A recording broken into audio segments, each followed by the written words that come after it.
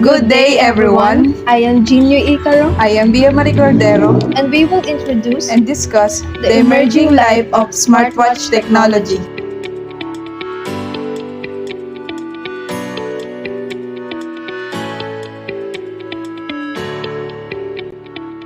Good day everyone, I am Junior Icaro and I will introduce and discuss what is smartwatch. Smartwatch is a wearable computing device that closely resembles a wristwatch or other timekeeping device. In addition to telling time, many smartwatches are Bluetooth capable. The watch becomes a wireless Bluetooth adapter capable of extending the capabilities of the wearer's smartphone to the watch. The wearer can use the watch interface to initiate and answer phone calls from their mobile phone, read email and text messages, get weather reports, listen to music, dictate email and text messages, and ask additional assistant a question. It has numerous functions that can have a big impact on day-to-day life. Smartwatches typically integrate with the user's smartphone. Many of the same features and applications available on the phone are available on the watch and can synchronize with it. And smartwatches offer features such as health informatics such as heart rate, blood oxygen level, blood pressure, and temperature monitoring. Contactless payment and digital wallet applications, messaging and calling features similar to those on a smartphone. Emergency calls for assistance if the watch detects the wearer has fallen. Social media and other notifications from synchronized smartphone applications like games, music, photos, and other entertainment options. Location features such as maps, a compass, and an altimeter and GPS tracking. Another is smartwatch typically integrate with the user's smartphone. Many of the same features and applications available on the phone are available on the watch and can synchronize with it. Apple Watch requires that users also have an Apple iPhone. Some smartwatches have features for special uses. For example, police officers and firefighters might use a smartwatch application to receive alerts from dispatch. Pilots in the U.S. Air Force have smartwatches with special satellite navigation features. Now, I will share the history of a smartwatch. Smartwatches can be traced back to the early 1970s. Hamilton Pulsar, one of the first digital watches released in 1972. This marks the point in history when computers became small enough to fit in a wristwatch. Another early digital watch was the Holcron calculator watch, which featured a 9-digit display. Another smartwatch predecessor was Cycle Data 2000, which came out in 1983. It could store two memos of 1,000 characters each and could be attached to a keyboard that came with the watch, which was used to type memos. Psycho RC1000 was released in 1984. It connected to a personal computer. In 1990, Psycho released Receptor Message Watch, a watch that received pager messages. Throughout the 1990s, wearable computers had increasingly complex data, storage capabilities, and battery lives. So, Some of the first smartwatches were based on Microsoft Smart Personal Objects Technology or SPOT. Fossil and Sunto introduced the first spot watches in 2004. The watches were able to receive news, weather, and stock updates, as well as email and instant messages using frequently modulation transmitters, while digital watches have been around for decades.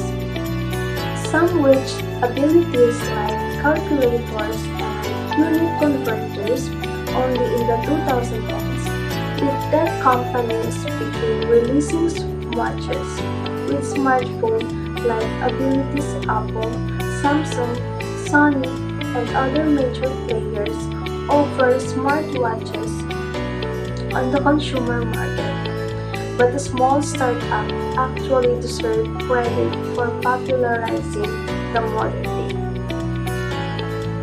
When Pebble announced the first smartwatch in 2013, it raised a record amount of funding of Kickstarter and went on to sell more than 1 million. And now let's talk about how does a smartwatch work. Each model of modern watches has Wi-Fi, Bluetooth, and GPS technologies. External or built-in sensors allow the collection of information that allows data to appear on the watch display. The smartwatch is synchronized with the phone using a mobile application. What a smartwatch is? First of all, smartwatches are new age gadgets and are all the rage right now and living more convenient while simultaneously alternating our lifestyle as well. As the word suggests, a smartwatch is a smart gadget in our world today. This is an all-important feature for any device that's going to meet expectations of customers. Devices that aren't smart are considered old school as they rather slow and lack so many features and functions that are simply an aberration to be without. In this decade, smartwatches work in sync with smartphones, which is how it's designed to function. Interestingly, a smartwatch can make this function even more convenient. Typically, a smartwatch works with an operating system, which can either be the Apple iOS or an Android operating system. And for now, there are some benefits of having a smartwatch in daily lives. So number one, it don't just tell the time. Telling time is quite self-explanatory. After all, it is a watch. But it can also be used to check the date and week, which is far more convenient. A stopwatch is also a feature on many watches. This is comparable to most smartphone clocks and stopwatches. However, it is only designed to be used without a smartphone. And lastly, some smartwatches have alarms independent of the phone so that you may set the alarm on the watch rather than the phone. And the watch built-in speakers and vibration will wake up.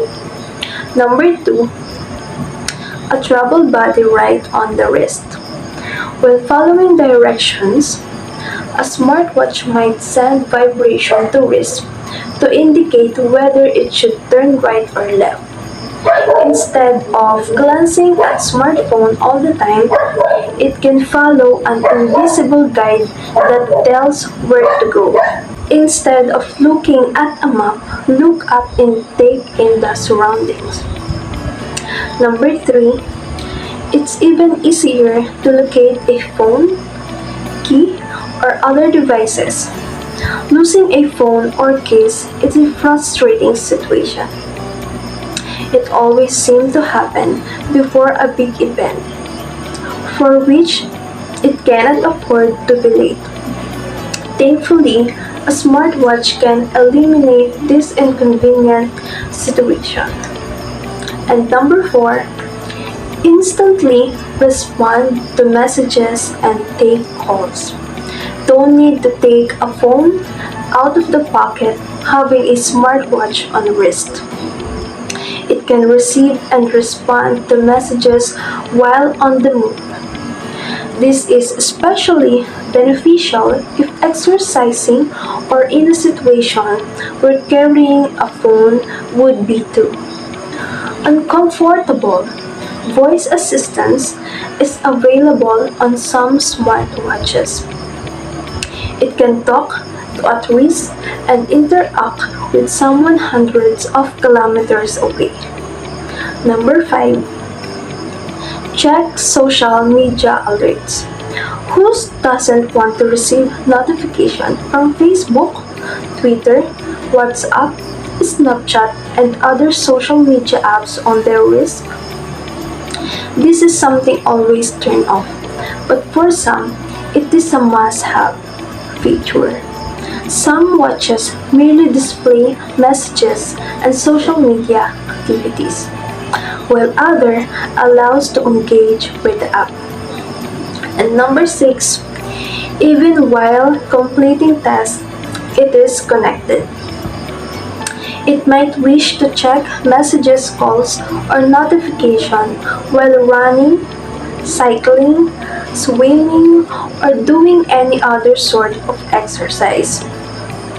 It's not always practical to keep phone with during those activities. And when do, it may be awkward and annoying. This is when a smartwatch comes in handy. Some smartwatches are water resistant to a depth of 50 meters. It allowed to stay connected for longer than a smartphone. It might wonder why it need a smartwatch when already have a nice smartphone. Shake it off because some smartwatches have batteries that are so powerful that they simply cannot compete with the phone. Number 8. Send reminders. Some smartwatches include setting the times watch sends reminders for some activities during the day. If prone to freaking out during difficult circumstances, little reminders throughout the day to keep track the schedule in the back of mind will assist in mitigating stress levels. Number 9. They are effective fitness trackers. Fitness tracking is a standard function on many smartwatches. It can assist in meeting fitness objectives. So, if thinking about getting a fitness tracker or pedometer, a good smartwatch can take its place. Smartwatches can count a steps distance, calories, heart rate, pulse rate, and sleep. Some can even calculate other crucial parameters. So the next one that I will discuss is about the technologies used in smartwatch. Fitness trackers and smartwatch are slowly becoming essential lifestyle devices that help track how active you are along with basic health parameters. But in order to help you measure activity levels and heart health, there's a lot of tech inside those tiny devices that you wear on your wrist. Any typical fitness band or smartwatch comes with around 16 sensors inside. Some may have more and some less depending on the price. These sensors, along with other hardware components like battery, mic, display, speaker, and capable high-end softwares make a fitness tracker or smartwatch. The first one is the ambient light sensor. Most fitness trackers and smartwatch comes with an ambient light sensor. Its primary job is to tweak the brightness of the display as a surrounding light. This also helps in saving battery life. 2. 3-axis accelerometer detects movement and tracks direction. The most common sensor that we'll find inside the wearable. This sensor can track forward and background movements, sense gravity, and determines body orientation, position, and also rate of speed change. Number 3 is the altimeter. Detects how much you are climbing. It simply detects changes in height.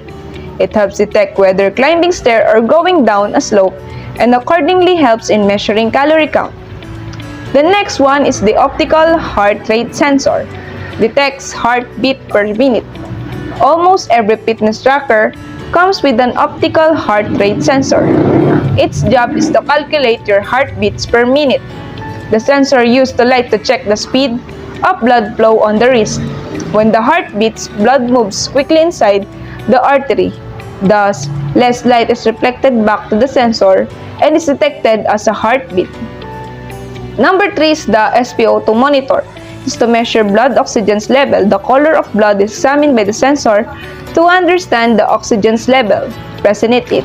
As Pidbit explained, the oxygenated blood which is returned to the lungs by a vein is a slightly darker red color than the fully oxygenated blood in arteries.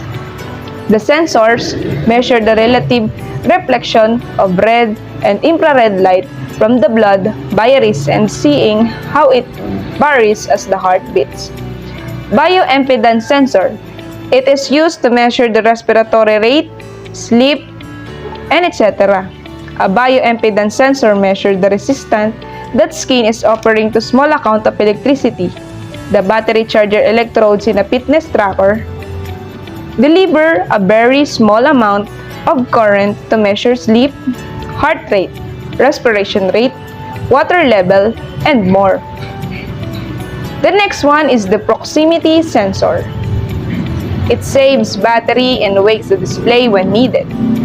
Proximity sensor simply lets the device know that the near device and want to use it.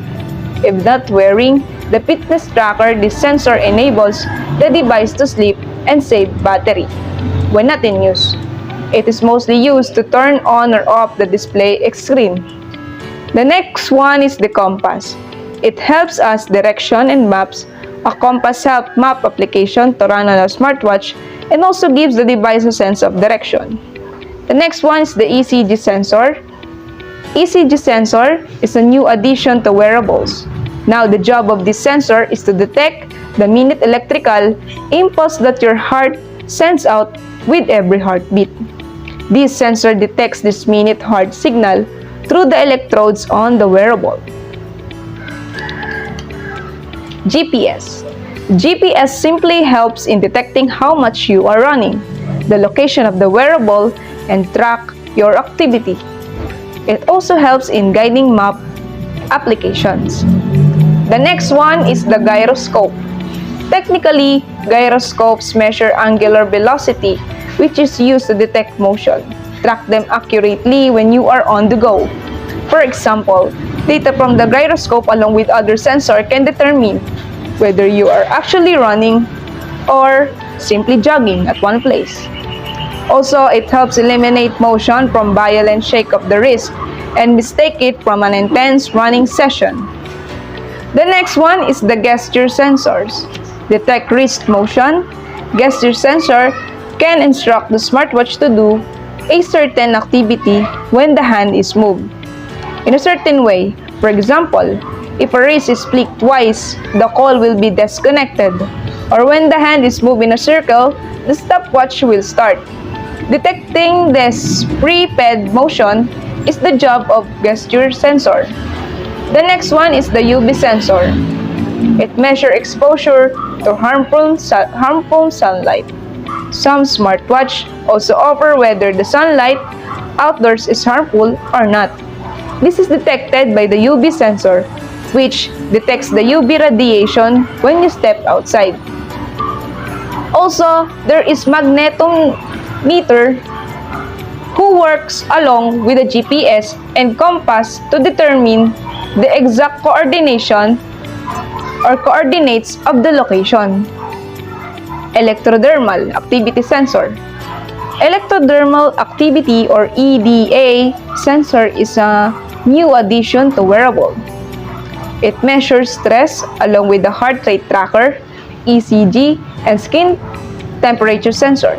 It detects small electrical changes in the sweat level of the skin, and it also helps manage stress. The next one is the skin temperature sensor. It detects slight changes in temperature to understand whether it is going to fall sick like fever or detect a start of menstrual phase. So let me discuss next how accurate are the smartwatch. So in the counting steps, so the accuracy of the smartwatch in the accuracy of the counting step of smartwatch is the measurement of steps tends to be pretty accurate, says Cadmos Bertram, with two main caveats. People who move very slowly or have unusual gaits typically find that their steps are undercounted, sometimes by quite a lot, and that's true even with research-grade pedometers. Step counting may have been more accurate with early clip-on devices that were designed to be worn on the hip. The hip is really the best place for measuring steps and also most types of physical activities.